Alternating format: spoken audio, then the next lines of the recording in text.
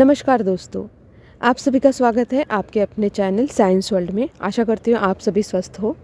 दोस्तों, हम प्रिपरेशन कर रहे हैं रीट एग्ज़ाम 2023 के लिए, जिसमें आपको साइंस के बायोलॉजी के क्वेश्चंस भी आते हैं। तो पिछले 3 वीडियोज़ में हमने सेल टॉपिक स्टार्ट किया था। हमने उसके बेसिक स्ट्रक्चर्स भी देखे, फिर हमने सेल ऑर्गेनल स्टार्ट किए थे। पिछले 2 वीडियोज़ में हमने वो पढ़े। आज का हमारा 4th वीडियो है और इसमें हम आगे के जो 3 सेल ऑर्गेनल्स हैं, माइटोकॉन्ड्रिया, प्लास्टिड्स और वैक्यूल्स, इनके स्ट्रक्चर और फंक्शंस के बारे में पढ़ेंगे। नेक्स्ट सेल ऑर्गेनल है mitochondria. Mitochondria were first observe by Kolliker in 1880।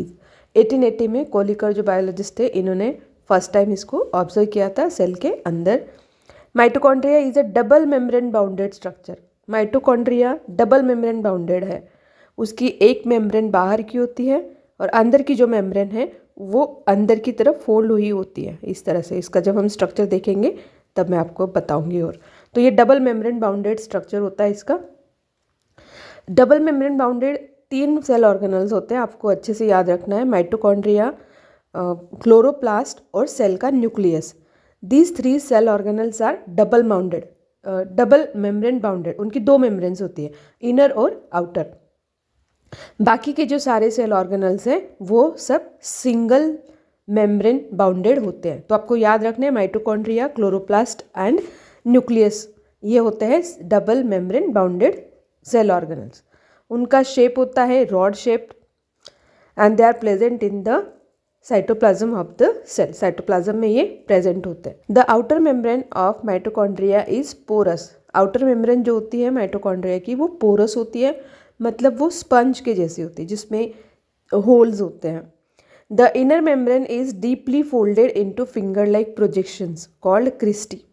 Inner जो मेम्ब्रेन होती है उसमें फिंगर्स के जैसे प्रोजेक्शंस होते हैं, जैसे अंदर की तरफ मुड़े हुए इस तरह से, है ना। तो ऐसे जो फोल्ड्स होते हैं उसको हम कहते हैं फिंगर लाइक प्रोजेक्शन, जो अंदर की तरफ होते हैं। And this projections are called cristae, इनको कहते हैं cristae. And they are studded with, studded मतलब उनका जो सरफेस होता है, ये वाला जो सरफेस है उनका इनर सरफेस, उसके ऊपर कुछ होता है। वो क्या होते हैं? दे आर F1 पार्टिकल्स, या उसको कहते हैं oxysomes. They are called F1 particles और ऑक्सीजोम्स।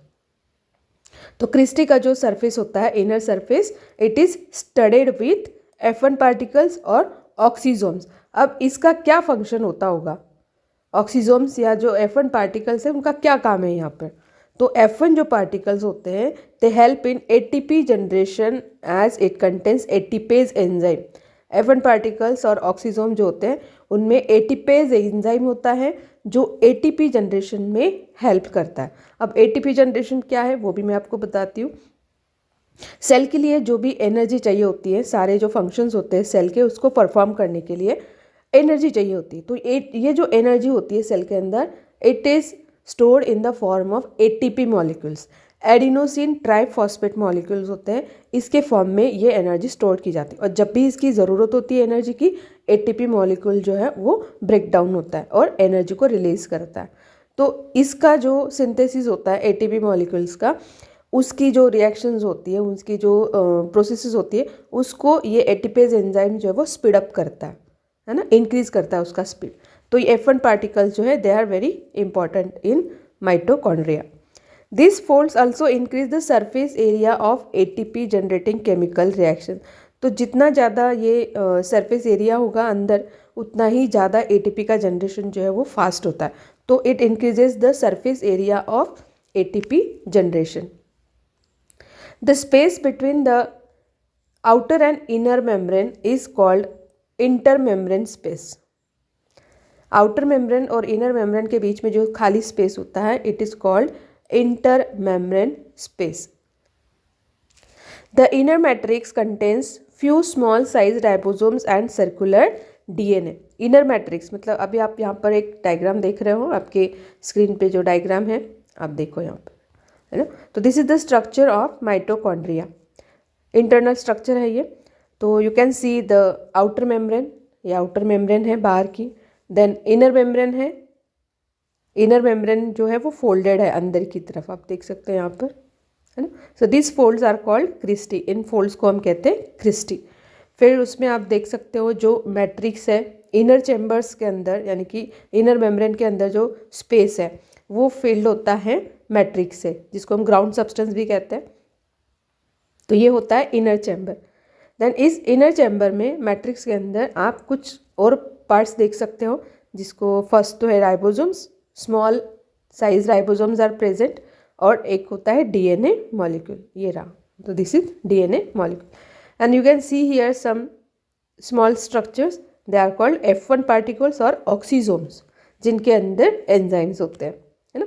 तो माइटोकॉन्ड्रिया जो है it also contains its own DNA, ये अपना खुद का डीएनए रखता है एंड इसी की वजह से इट कैन सेल्फ रिप्लिकेट, वो खुद को रिप्लिकेट कर सकता है, अपने जैसे माइटोकॉन्ड्रिया वो बना सकता है ज़रूरत पड़ने पर।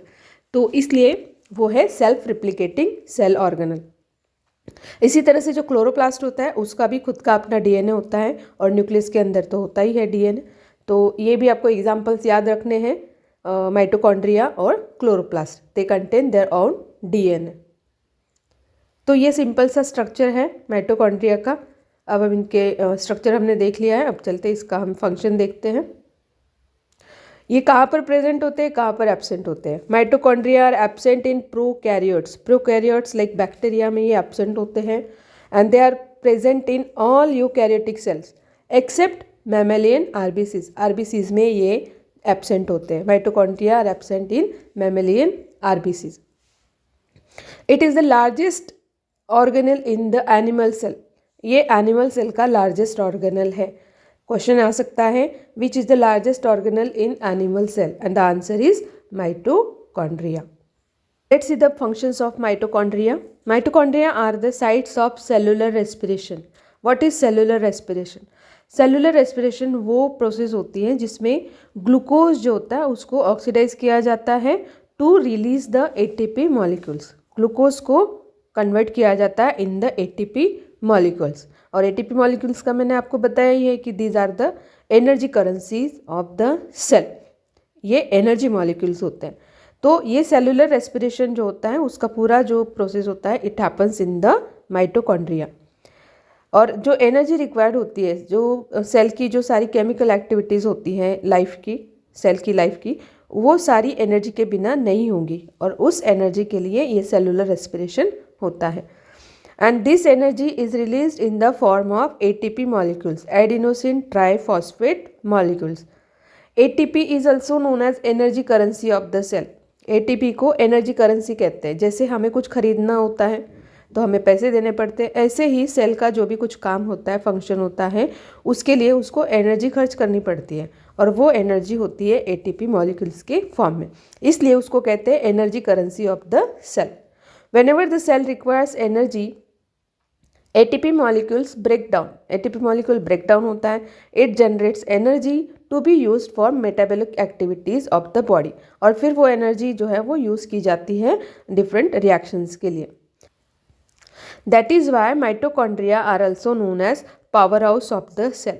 माइटोकॉन्ड्रिया को सेल का पावर हाउस इसीलिए कहते हैं क्योंकि वो एनर्जी प्रोड्यूस करता है। Mitochondria have their own DNA, उसका खुद का अपना डीएनए होता है, मैंने पहले ही बताया आपको। राइबोसोम्स भी होते हैं, and therefore they are able to make some of their own protein, इसलिए वो अपने खुद के प्रोटीन्स भी बना सकते हैं, because they have DNA and they have ribosomes. Oxysomes contain enzymes, oxysomes यानी कि F1 पार्टिकल्स जो होते हैं उनके अंदर एंजाइम्स होते हैं। कौन सा एंजाइम है? Yes, ATPase enzyme. तो एटीपेज एंजाइम जो है वो एटीपी प्रोडक्शन के लिए ज़रूरी होता है। तो ये फंक्शंस हैं माइटोकॉन्ड्रिया के। नेक्स्ट सेल ऑर्गेनल है plastids. What are plastids? Plastids are double membranous discoidal structure found only in plant cells. Plastid जो है वो डबल मेम्ब्रेन बाउंडेड स्ट्रक्चर होते हैं, जैसे कि मैंने आपको बताया क्लोरोप्लास्ट, है ना। क्लोरोप्लास्ट जो है it is one type of plastid. Plastids के 3 टाइप्स होते हैं, वो हम आगे पढ़ेंगे। क्लोरोप्लास्ट एक उसका टाइप होता है जिसकी डबल मेम्ब्रेन्स होती है ना। डिस्कॉइडल स्ट्रक्चर, डिस्कॉइल मतलब डिस्क शेप का, डिस्क शेप का ये होता है, and it is found only in the plant cell. Plastids are absent in animal cell, animal cells में वो एब्सेंट होते हैं, याद रखना है आपको। Term plastid was given by E. Haeckel। E Haeckel जो बायोलॉजिस्ट थे उन्होंने प्लास्टिड नाम दिया था इस ऑर्गेनल को, सेल ऑर्गेनल को। इन अलगे दे can B U shaped, spiral, coiled और रिबन शेप। अलगे में ये जो प्लास्टिड्स होते हैं वो यू शेप्ड के भी हो सकते हैं, स्पाइरल भी हो सकते हैं जैसे कि स्पाइरोगायरा में होता है, देन कॉइल्ड भी हो सकते हैं या फिर रिबन के शेप के भी ये हो सकते हैं। तो डिफरेंट शेप के प्लास्टिड्स हमें देखने को मिलते हैं। Like mitochondria, plastids also have their own DNA and ribosomes. Mitochondria की तरह प्लास्टिड्स में भी उनके खुद के डीएनए और राइबोसोम्स होते हैं, इसलिए they have the power to divide. वो उनके अंदर डिवीजन की पावर होती है, तो वो अपने जैसे जो स्ट्रक्चर्स है उनको फॉर्म कर सकते हैं। There are 3 different kinds of plastids on the basis of pigments present in them. जैसे क्लोरोप्लास्ट है, it is green in colour, है ना, because it has chlorophyll pigment. ऐसे ही इसी बेसिस पे कि वो कौन सा पिगमेंट उसमें प्रेजेंट होता है उसके बेसिस पे 3 टाइप्स प्लास्टिड्स के किए जाते हैं। First one is leucoplast. Leucoplast are white और कलरलेस। जहाँ भी आपको ल्यूको मिलेगा that means it is colourless और it is white in colour, leucoplast. It is found in the underground parts of the plant. Underground जो parts होते हैं plant के वहाँ पर ये होते हैं और इनमें कोई भी कलर्ड पिगमेंट नहीं होता है। दे लैक कलर्ड पिगमेंट, किसी भी कलर का पिगमेंट इसके अंदर नहीं होता है। They can change into other types of plastids. ज़रूरत पड़ने पर ल्यूकोप्लास्ट जो है वो दूसरे प्लास्टिड्स में कन्वर्ट हो सकता है, लाइक क्रोमोप्लास्ट और chloroplast.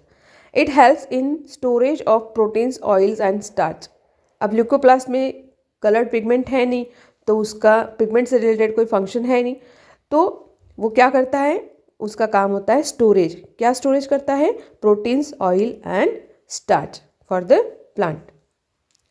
Second one is chromoplast. Chromo का मतलब होता है कलर, तो these are the coloured plastids. ये कलर्ड होते हैं other than green, they are coloured other than green. Green के अलावा जो सारे प्लास्टिड्स होते हैं they are chromoplast.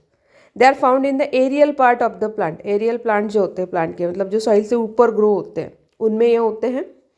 They give various colours to flowers and fruits. और इनसे ही, क्रोमोप्लास्ट की वजह से ही फ्लावर्स और फ्रूट्स को उनके डिफरेंट कलर्स मिलते हैं। जैसे हम बहुत सारे फ्लावर्स के और फ्रूट्स के कलर देखते हैं, जैसे वायलेट हो गया, येलो हो गया, पर्पल हो गया, है ना, देन ऑरेंज हो गया। तो ये सारे कलर्स मिलते हैं क्रोमोप्लास्ट की वजह से।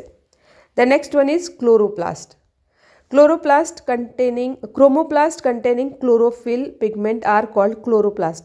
ऐसे क्रोमोप्लास्ट जिनके अंदर क्लोरोफिल पिगमेंट होता है they are called chloroplast. Chloroplast was discovered by Schimper. Schimper ने इनको ऑब्जर्व किया था इन 1883 में। अब ये क्लोरोप्लास्ट का जो नंबर होता है वो सेम नहीं होता है सारे सेल्स में, है ना। प्लांट्स में ये प्रेजेंट होता है प्लांट सेल्स में, लेकिन सारे प्लांट सेल्स में वो सेम नहीं होता है। इट इज़ वेरिएबल, वो चेंज होता है। लोअर जो प्लांट्स होते हैं लाइक अलगे, स्मॉल जो प्लांट्स होते हैं, दे हैव 1 or 2 क्लोरोप्लास्ट। उनमें 1-2 क्लोरोप्लास्ट हो सकते हैं। इन हायर प्लांट जो होते हैं उनमें नंबर ऑफ क्लोरोप्लास्ट जो है वो 40 to 100 तक हो सकता है पर सेल में, या इससे ज़्यादा भी हो सकता है। तो इस तरह से नंबर ऑफ क्लोरोप्लास्ट जो है वो डिफर करता है सेल टू सेल प्लांट्स में। As chloroplast are involve in the photosynthesis of the food, that's why they are known as kitchen of the cell. Chloroplast के अंदर क्लोरोफिल पिगमेंट होता है जिसकी वजह से फोटोसिंथेसिस पॉसिबल होता है प्लांट्स में, और इसी की वजह से किचन ऑफ द सेल कहा गया है क्लोरोप्लास्ट को। अब इसका स्ट्रक्चर हम देखते हैं कि क्लोरोप्लास्ट कैसा होता है। Chloroplast is a double membrane bounded cell organelle. इसकी मेम्ब्रेन डबल होती है। It has 2 distinct region. इसके 2 अलग अलग रीजन्स होते हैं जो हम ऑब्जर्व कर सकते हैं उसके स्ट्रक्चर के अंदर, ग्रैना एंड स्ट्रोमा। तो पहले हम देखते हैं कि ग्रैना क्या होता है। So what are grana? These are stacks of flattened discoid sacs called thylakoids. अब ग्रैना जो है इट इज़ प्लूरल वर्ड, ये प्लूरल वर्ड है। इसका सिंगुलर होता है ग्रैनम, एक होता है ग्रैनम। तो ग्रैनम जो है बहुत सारे ऐसे, मतलब ये ग्रैना हो गए। So these are arranged one on other, flat disc shaped होते हैं। ओके, अब ये जो है दीज आर कॉल्ड थाइलाकॉइड्स। एक जो डिस्क है इट इज़ कॉल्ड थाइलाकॉइड। तो ऐसे बहुत सारे थाइलाकॉइड्स जो है वो एक के ऊपर एक इस तरह से अरेंज होते हैं और इस पूरे स्ट्रक्चर को हम कहेंगे granum. It is called granum. एक ये पूरा स्ट्रक्चर ये है ग्रैनम। और ये किससे बनाए? ये बनाए बहुत सारे थाइलाकॉइड्स से। इन ईच थाइलाकॉइड, अब एक जो थाइलाकॉइड है मतलब ये वाला स्ट्रक्चर जो है, हर एक इसमें क्या होता है? क्वांटेसोम्स होते हैं। इसके अंदर होते हैं क्वांटेसोम्स थाइलाकॉइड के अंदर, है ना। और इनको कहा जाता है photosynthetic units. Quantasomes are photosynthetic units. अब इनको ऐसा क्यों कहा जाता है? क्योंकि इसके अंदर होता है क्लोरोफिल। फोटोसिंथेसिस में जो सबसे ज़रूरी पार्ट है वो है क्लोरोफिल।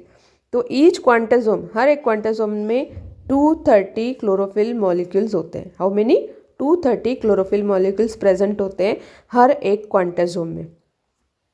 ठीक है, इसलिए उसको कहते हैं फोटोसिंथेटिक यूनिट, क्योंकि क्लोरोफिल के बिना फोटोसिंथेसिस जो है वो इम्पॉसिबल है ना। तो इसलिए इसको कहा जाता है फोटोसिंथेटिक यूनिट। तो आपको समझ में आया होगा कि जो थाइलाकॉइड्स हैं वो फॉर्म करते हैं ग्रैना, और थाइलाकॉइड के अंदर होते हैं क्वांटेसोम्स, क्वांटेसोम्स के अंदर होते हैं क्लोरोफिल मॉलिक्यूल्स। अब क्लोरोफिल मॉलिक्यूल जो होते हैं वो उनका क्या फंक्शन होता है? They trap the solar energy. वो सोलर एनर्जी को ट्रैप करते हैं during the day time. Grana is the site of light reaction during the photosynthesis. Photosynthesis का जो प्रोसेस होता है उसमें लाइट रिएक्शन और एक डार्क रिएक्शन होता है। तो लाइट रिएक्शन में स्पेशली जो क्लोरोफिल मॉलिक्यूल्स होते हैं दे ट्रैप द सनलाइट। वो सनलाइट को ट्रैप करते हैं। यहाँ पर फोटोलिसिस भी होता है। जो वाटर मॉलिक्यूल्स होते हैं they are broken down into oxygen and hydrogen. Okay, तो जो लाइट रिएक्शन होती है वहाँ पर ये ग्रैना जो है वो एक्टिव होते हैं during the light reaction of photosynthesis. The next जो स्ट्रक्चर है वो है स्ट्रोमा। इसका मैं आपको स्ट्रक्चर भी बताऊंगी कैसा होता है डायग्राम में। Stroma is granular transparent substance. ये ग्रैनुलर होता है, इसमें ग्रैनुल्स होते हैं, ट्रांसपेरेंट होता है। इसको मैट्रिक्स भी कहते हैं। जैसे हमने माइटोकॉन्ड्रिया में देखा था, है ना, वैसे इसमें भी मैट्रिक्स है। जो थाइलाकॉइड्स है वो इस तरह से अरेंज होते हैं and they are connected with each other with lamellae. ये लैमेली है ना।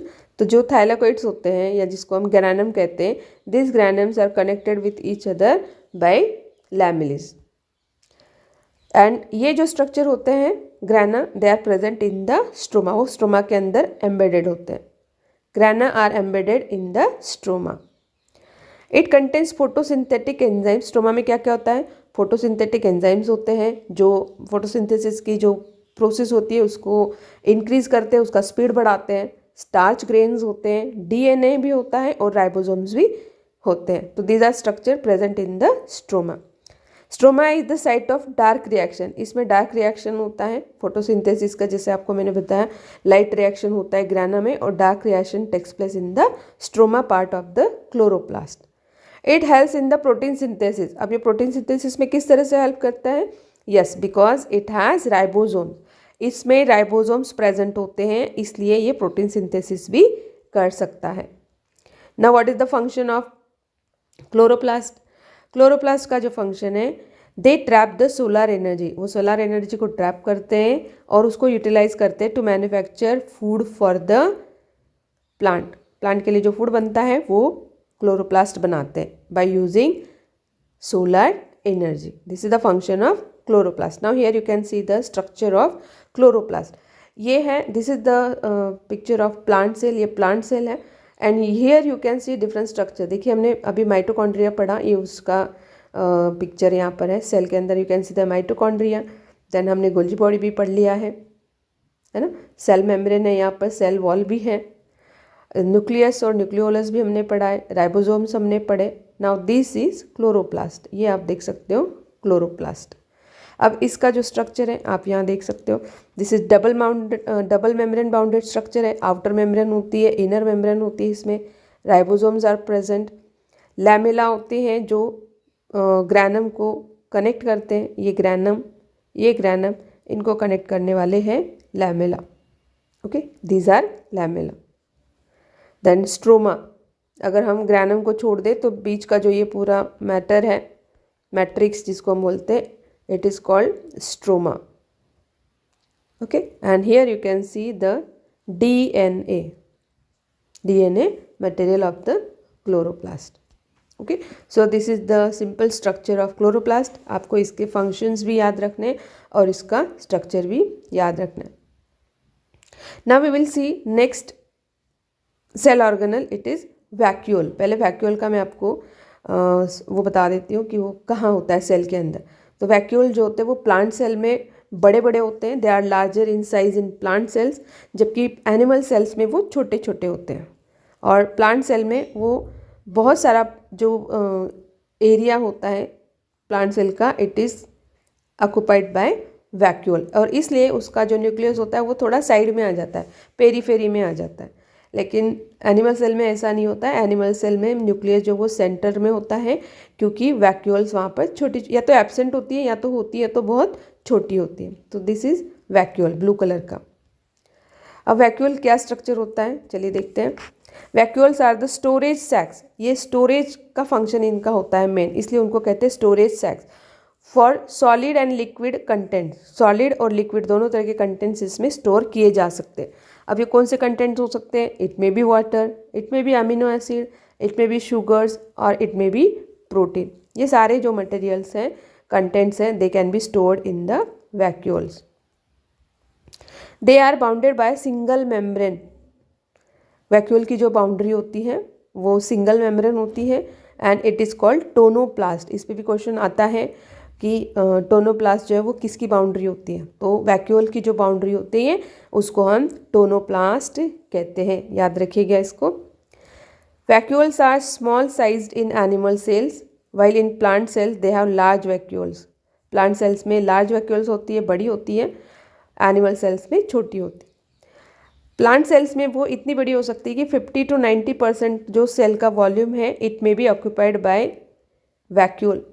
जो सेंट्रल वैक्यूल होती है प्लांट्स में, कभी कभी वो 90% तक का वॉल्यूम जो होता है सेल का वो पूरा ऑक्यूपाई कर लेती है। In plant cells vacuoles are full of cell sap and provide turgidity and rigidity to the cell. Turgidity का मतलब होता है स्वोलन, फूलना। टर्जिडिटी मतलब फूलना, है ना। और रिजिडिटी का मतलब होता है स्टिफनेस, जो फ्लेक्सिबल नहीं होता है उसको हम बोलते हैं स्टिफ। तो जो प्लांट सेल्स होते हैं उनके अंदर जो वाटर कंटेंट होता है मोस्टली और दूसरे सब्सटेंसेस के साथ, इसकी वजह से जैसे कोई फ्लावर है या कोई लीव्स है, कोई पॉट है, तो अगर हम इस पॉट में प्लांट को वाटर नहीं देंगे, पानी नहीं देंगे, तो वो कुछ टाइम बाद अपने लीव्स को ऐसे नीचे झुका लेता है ना। इसको बोलते हैं ड्रूप डाउन। तो वो ड्रूप हो जाते हैं लीव्स। ऐसा क्यों? इसको बोलते हैं विल्टिंग, इसको कहते हैं विल्टिंग। ऐसा क्यों होता है? पानी की कमी की वजह से, है ना। और ये जो पानी की कमी है जिसकी वजह से सेल्स जो है वो अपनी टर्जिडिटी और रिजिडिटी जो है वो खो देते हैं। तो वैक्यूल्स का इसमें बहुत बड़ा रोल है। It provides turgidity and rigidity to the cell. अब इसके फंक्शंस क्या है? वैक्यूल्स के क्या फंक्शंस होते हैं सेल के अंदर? इन सिंगल सेल्ड ऑर्गेनिज्म, जैसे कि अमीबा सिंगल सेल्ड ऑर्गेनिज्म है, तो उसमें फूड वैक्यूल बनता है। आपने अगर अमीबा का फूड कैचिंग या इंजेक्शन ऑफ फूड देखा है, हमने एक फर्स्ट वाले जो वीडियो में हमने इसके बारे में बात की थी, जब हमने यूकैरियोटिक सेल्स के बारे में पढ़ा था, है ना। तो अमीबा जो है उसके सूडोपोडिया के थ्रू वो फूड वैक्यूल बनाता है। तो इसके अंदर जो फूड वैक्यूल बनती है, जिसके अंदर फूड होता है, ये होता है अमीबा के अंदर, है ना। तो इसको कहते हैं फूड वैक्यूल, क्योंकि उसके अंदर फूड होता है। तो ये एक स्पेशलाइज्ड फंक्शन है यूनिसेलुलर ऑर्गेनिजम्स का, जैसे कि अमीबा। तो वैक्यूल्स जो हैं they form the food vacuole in amoeba. तो ये स्पेशलाइज्ड वैक्यूल है। It plays a very important role in expelling the excess water and some waste from the cell. इसी तरह से जो अनडाइजेस्टेड फूड होता है अमीबा के अंदर, उसके लिए भी वो एक फूड वैक्यूल जो है वो वैक्यूल बनाता है, जिसके अंदर सारा वेस्ट होता है, एक्सेस जो बाहर निकालना है वाटर वगैरह। तो ये वैक्यूल जो है वो सेल मेम्ब्रेन के कांटेक्ट में आने के बाद यहाँ से वो डिफ्यूज़ हो जाता है, तो मटेरियल जो है वो बाहर निकल जाता है। इस तरह से फूड का इंजेक्शन हो, चाहे एक्सपेलिंग ऑफ एक्सेस वाटर और वेस्ट हो, इन दोनों ही कंडीशंस में जो है वैक्यूल्स बहुत इंपॉर्टेंट रोल प्ले करती हैं यूनिसेलुलर ऑर्गेनिजम्स में। It also helps in maintaining the osmotic pressure in the cell. अब ऑस्मोटिक प्रेशर क्या होता है? Osmotic pressure is the minimum pressure required to stop the flow of solvent through the semi-permeable membrane। आपको semi permeable membrane पता है ना? Semi permeable membrane वो होती है जो कुछ सिलेक्टेड जो मटेरियल होता है उसको जो है उसके थ्रू पास होने के लिए अलाउ करती है। तो सेमी परमिएबल मेम्ब्रेन जो होती है, वहाँ से जब कोई सॉल्वेंट एक साइड से दूसरी तरफ जब इसका मूवमेंट होता है तो उसके लिए कुछ प्रेशर की ज़रूरत होती है ना? अगर इस तरफ भी same permeable semi permeable membrane के दोनों तरफ अगर सेम प्रेशर है या फिर जो मॉलिक्यूल्स है, वाटर मॉलिक्यूल्स है, वो अगर सेम है तो इसमें जो है कोई भी एक्सचेंज नहीं होगा, इसमें जो है ऑस्मोसिस पॉसिबल नहीं है। ऑस्मोसिस कब पॉसिबल होगा? जब एक तरफ ज़्यादा कॉन्सेंट्रेशन है सॉल्वेंट का और दूसरी तरफ कम कॉन्सेंट्रेशन है सॉल्वेंट का। ओके, तो सपोज अगर यहाँ पर ज़्यादा है, here you can see more water molecule, तो ये जो वाटर मॉलिक्यूल्स है they will move towards this side, वो इस तरफ मूव करेंगे, है ना, through this semi permeable membrane. तो ये किस वजह से होता है? It happens because of osmotic pressure. Cell के अंदर जो ऑस्मोटिक प्रेशर होता है उसी की वजह से जो है वाटर मॉलिक्यूल्स जो है सेमी परमिएबल मेम्ब्रेन जो कि सेल मेम्ब्रेन होती है उसके थ्रू उनका जो है मूवमेंट होता है। तो इस तरह से वो एक ऑस्मोटिक प्रेशर मेंटेन करती है vacuoles. It stores toxic metabolic products of the plant cell. जो भी मेटाबॉलिक प्रोडक्ट्स होते हैं, वेस्ट होता है, टॉक्सिक वेस्ट, उसको भी वैक्यूल स्टोर करते हैं। It provide turgidity and rigidity to the cell. ये मैंने आपको एक्सप्लेन किया कि रिजिडिटी और टर्जिडिटी क्या होती है। तो वैक्यूल का ये बहुत इंपॉर्टेंट फंक्शन है to provide rigidity and turgidity to the cell. तो फ्रेंड्स, इस वीडियो में हमने 3 सेल ऑर्गेनेल्स के बारे में पढ़ा, उनका स्ट्रक्चर और फंक्शन हमने पढ़ा, माइटोकॉन्ड्रिया, क्लोरोप्लास्ट और वैक्यूल। अपने आगे आने वाले वीडियो में हम और 3 जो सेल ऑर्गेनेल्स बचे हमारे उनके बारे में पढ़ेंगे। वो है लाइसोसोम्स, डिक्टियोसोम्स और सेंट्रोसोम। तो इन तीनों के बारे में हम अगले वीडियो में पढ़ेंगे। अगर आपको वीडियो अच्छा लगा है तो प्लीज़ उसको शेयर कीजिएगा। अगर आपने चैनल को सब्सक्राइब नहीं किया है तो सब्सक्राइब करके बेल बटन को प्रेस कीजिए ताकि आने वाले वीडियो की नोटिफिकेशन आपको टाइम पे मिल जाए। तो हम जल्दी मिलेंगे अपने आने वाले वीडियो में। तब तक के लिए टेक केयर, बाय बाय।